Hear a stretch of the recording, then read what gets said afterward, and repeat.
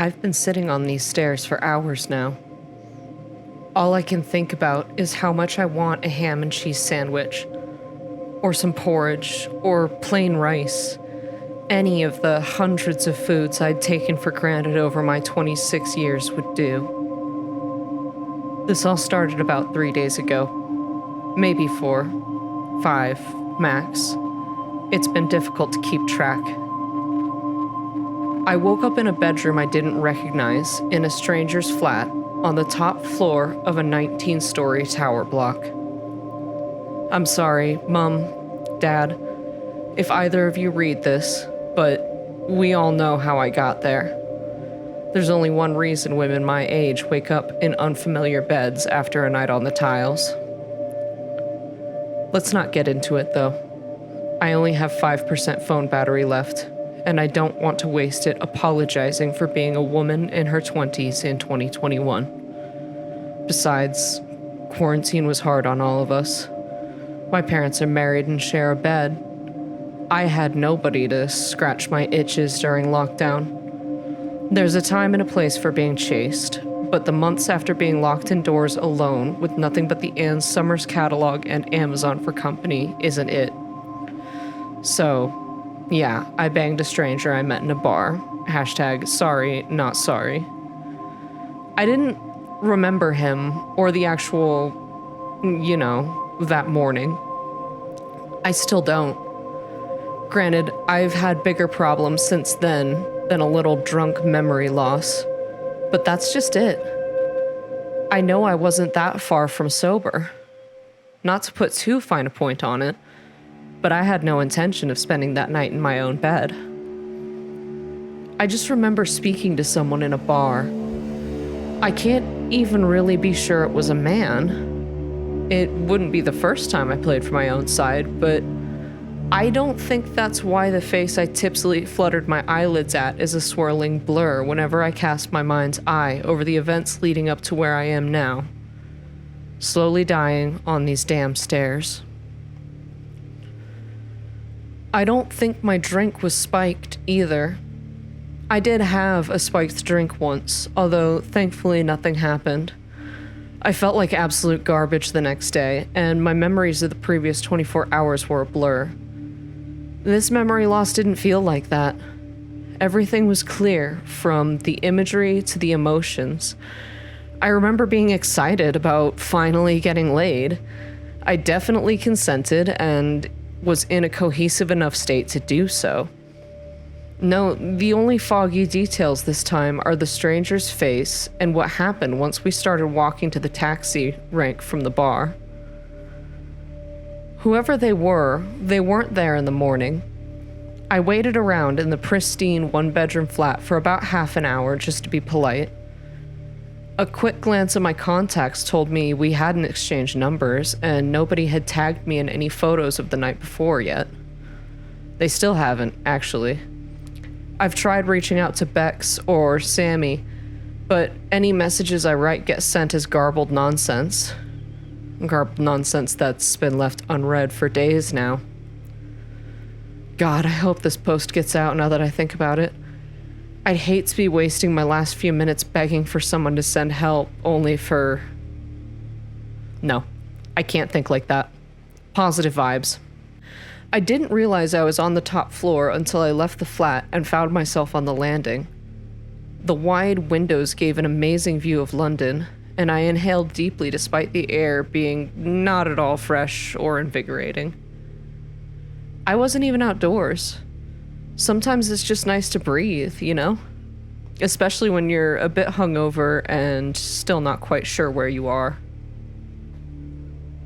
That's the thing, you see. The panic hadn't set in yet. I didn't know. I still don't, but the difference between then and now is that I understand fully just how vast the scope of what we do not actually know is. The flat I'd left was one of 4, with a 5th door on the wall opposite the floor-ceiling windows. Through the glass and wire mesh panel, I could see it led to the stairwell. No lift, I mumbled. First time I get laid in over a year, and somehow 2 glasses of wine got me too drunk to remember, and now there's no lift. fantastic. I had no choice but to take the stairs. I tried to find a silver lining in the fact that climbing down 19 flights of stairs was an excuse to skip leg day, or as Sammy Queen of Squats referred to it, get thick Thursdays. I only knew it was 19 flights because of the bronze plaque hung above the door on the other side, which I noticed as I tried to get close to the door to the landing behind me as quietly as I could so as not to wake the swirling-faced stranger's neighbors. My phone told me it was still 7 a.m., not a time you can guarantee most people are awake. Right now, my phone is still saying that it's 7 a.m., in case you're wondering. It's been 7 a.m. for days. It was also still 7 a.m. when I stopped, out of breath, at what I counted to be floor 11. My brow furrowed as I stared at the defiant white 0700 on my phone.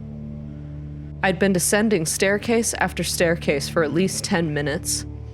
I mean, I wasn't exactly checking, but I'd got through at least 3 songs of my playlist. My earphones had prompted a drop to 50% battery a song and a half ago. I was pretty damn sure I hadn't managed to descend 8 flights of stairs in under 60 seconds. And now my phone's bugging out. I sighed. Please, universe, all I wanted was to get laid. Why are you punishing me like this? My voice and the footsteps that followed me once I resumed my descent echoed along the flights behind me and ahead. I must admit, at the time, the view kind of took me away. With glass walls from ground floor to roof, the painted red iron railings could be leaned over at any point for a fantastic view of the city so far below. It was about 2 songs and 7 flights of stairs later when I had to stop again to stare out at the view that I'm now sick of, that the truth I still don't understand started to dawn on me. I was leaning over the railing, looking at the city beyond the glass, but with my attention elsewhere, when my phone buzzed. It was a text from Sammy. "Hey you, saw you sneak away with that handsome stranger, winky face. Hope it was a better ride than he who must not be named. You'll have to give me all the juicy details after our meeting in an hour." I smirked at first, then reread what she said and blanched. The meeting? Sam and I work in the same department. Suddenly, I realized that as much as she cared about my escapades, the real subtext of the message was, "It's 10 a.m., where the fuck are you?" I hastily thumbed out a reply. "Sorry, mate. Phone died. Overslept. We'll be with you ASAP. Don't worry about the court review. I'll make it." "I hope," I muttered, then hit send. The message that appeared in the chat box, however, was very different. Up, down, up, down. The definition of Sisyphus is banging your head against the same thing you've never tried. I banged my phone against my thigh, cursing under my breath. Of all the fucking mornings. I typed out a new message to Sammy. "Damn phone is on the fritz. Autocorrect is on haywire. Be with you soon." Again, the message that my phone delivered wasn't the one my fingers typed. On an endless spinning wheel, back and forth, the metal orbs click, clack. For fuck's sake. It took all my energy not to throw my phone over the railing. I jabbed the call icon next to Sammy's name, trying to urge the frustration from my voice so the illusion of ultra-adult professionalism I'd cultivated over the last 3 years wasn't shattered. After 3 dial tones, there was a click, then breathing at the end of the line. I began blabbering away instantly. "Sammy, hey, sorry, listen, I'm on the bus but stuck in traffic because there was a flood at the tube station, but I'll be in the office in half an..." "It's no time to play outside," I shrieked. The phone dropped to the tiles with a clatter, skittering to a halt at the foot of one of the red iron railings. The voice that cut through my garbled apology was not Sammy's. It was stretched, disjointed, a sentence made of words formed by playing unspeakable truths from the mouths of the lowest dregs of the 9 circle backwards at half speed. The inflections were all wrong, in a way that no impediment or accent ever made human speech. Every vowel cracked, every syllable bent.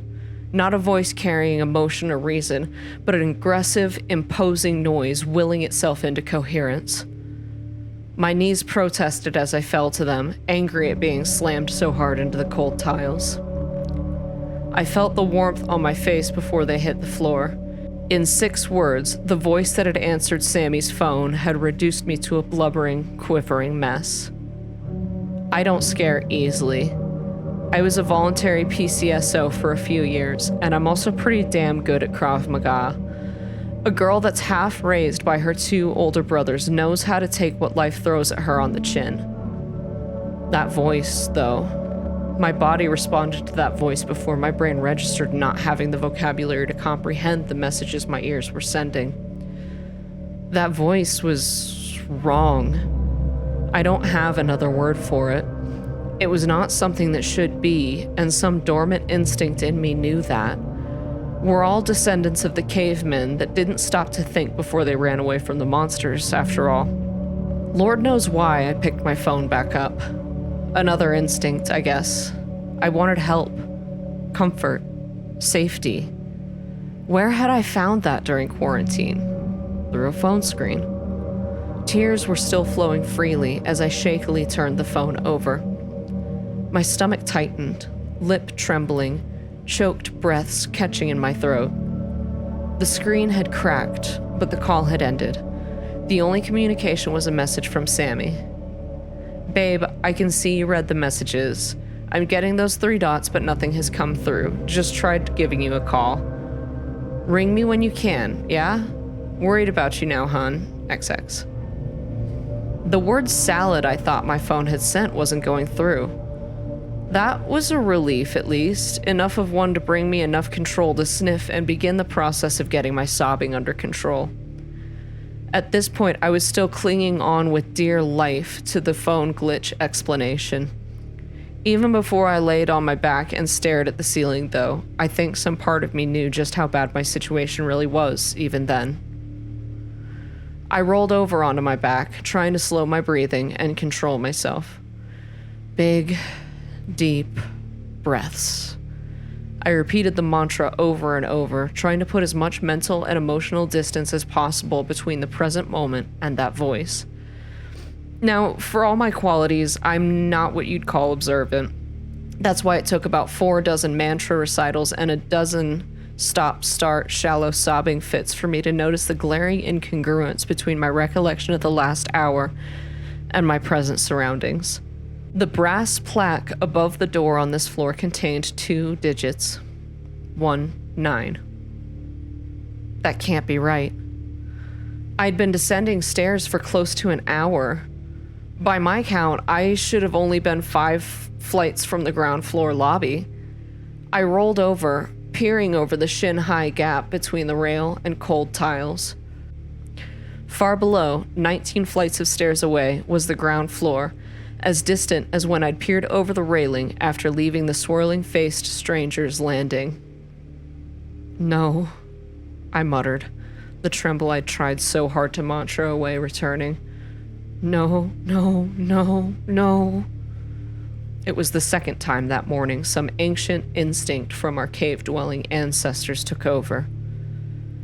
Instead of trying to comprehend the impossibility of my situation, I was up and on my feet. I'll try to feign no bravery here. I was screaming for help, bawling my eyes out, and trying to gulp the air my raw lungs needed through sobs. But I knew my only chance to reach the real world and prove this was all some alcohol-induced fever dream was to run down those stairs as fast as I fucking could.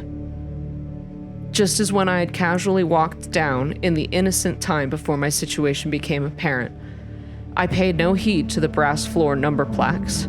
I counted instead in my head. 4 floors. 3 floors to go. 2 floors, come on. Last floor.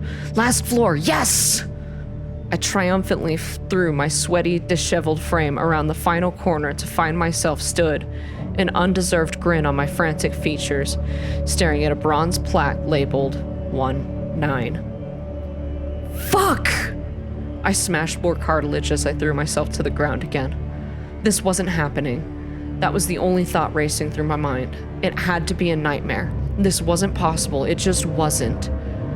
I tried the sprinting stunt more times than I can count.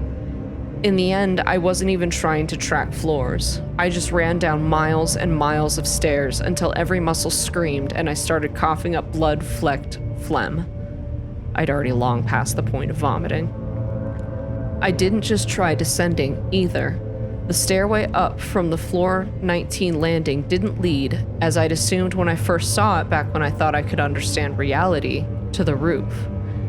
Every single one of the 37 times I tried to climb the stairs to the level above floor 19, it led to the same place, floor 19. In case you're wondering, yes, I did try watching the city to see if the perspective changed or if the ground below got closer as I descended. They never did. Much like the slight glimpse of the street-level lobby, the position of the ground and city would shift and reset after every flight, even as I was watching it. Almost like when your eyes refocus enough for the magic eye picture to return to normal. After several hours of trying almost uninterrupted cardio, I had to turn my phone off. Whilst the clock and sunlight outdoors hadn't moved, my battery level had. Judging by the sudden growling, so had my stomach. Time may have stopped around me, I realized, but biologically, everything was still ticking along. I smacked my tongue against the roof of my mouth. It was bone dry. Food wasn't the only essential I was becoming increasingly aware of my lack of access to. There was nothing for it. I was going to have to try one of the flats. You're wondering why I hadn't already, I know, and I wish I had a better explanation than blind panic. I was long past the point of thinking coherently. The only decision I'd been capable of making until hunger and thirst became a reality was run away from floor 19. The idea of knocking on the door of one of the flats for help had occurred to me, but the same instinct which threw the phone from my hand whenever I heard that voice kept keeping me away from leaving the stairwell and heading back into the floor 19 landing. That is, it had kept me away until the realization dawned that starvation was, for the first time in my comfortable British life, a serious concern. It had already been at least 18 hours since I'd eaten or drank anything. Maybe more, and the sudden wrench in my belly confirmed this. Shaking, I turned to the landing door, peering at the sunlit space and 4 red doors beyond the glass and wire mesh. I pushed the door open and stepped through. I found myself stood in the floor 19 stairwell, facing the ground-to-roof window view of the dawn-lit city. This isn't happening! What few shreds of composure remained left me. I howled, curling up into a ball and kicking the floor like a toddler throwing a tantrum. Existential terror pulled my inner child forward when it became clear that no inferior adult rationale, reason, or logic could help me. "Daddy!" I wailed. "Daddy, Mommy, Daddy, please help, Daddy, I'm trapped, please, Daddy!"